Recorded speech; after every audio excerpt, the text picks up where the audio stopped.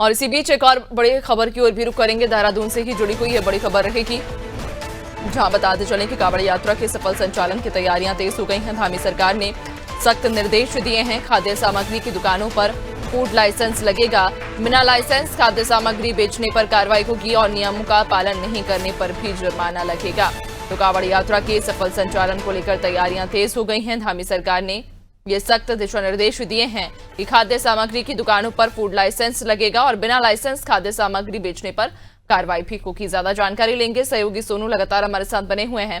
सोनू, कांवड़ यात्रा के सफल संचालन को लेकर तैयारियां तेज कर दी गई हैं, तो इसी दिशा में धामी सरकार की तरफ से ये सख्त निर्देश भी दिए गए हैं खाद्य सामग्री बेचने वाले लोगों को।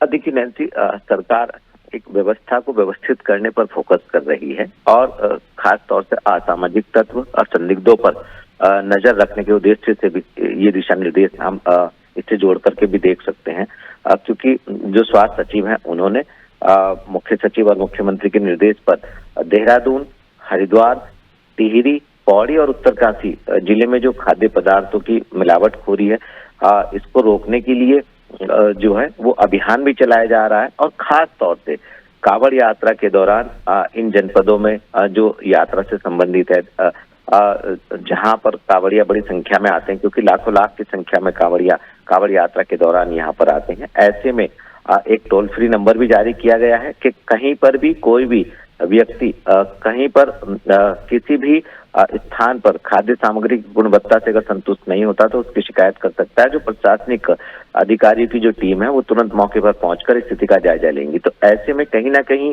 सरकार का उद्देश्य, सरकार की मंशा सिर्फ और सिर्फ यही है कि जो लोगों का स्वास्थ्य है उसके साथ खिलवाड़ करने का किसी को भी अधिकार नहीं है।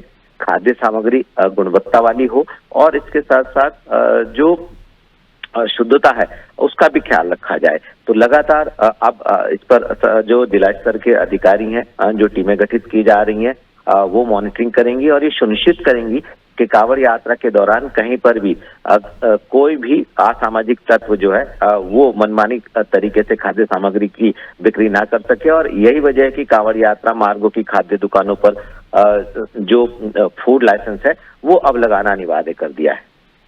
बिल्कुल, यानी कि अब खाद्य सामग्री की दुकानों पर फूड लाइसेंस लगाना अनिवार्य होगा और अगर कोई भी दुकान ये लाइसेंस नहीं लेगी या फिर नहीं लगाएगी तो उसके खिलाफ कार्रवाई भी की जा सकती है। बहुत शुक्रिया आपका जानकारी साझा करने के लिए। तो बताते चलें कि देहरादून में अब धामी सरकार की तरफ से ये सख्त निर्देश दिए गए हैं कि खाद्य सामग्री की दुकानों पर फूड लाइसेंस लगाना अनिवार्य होगा।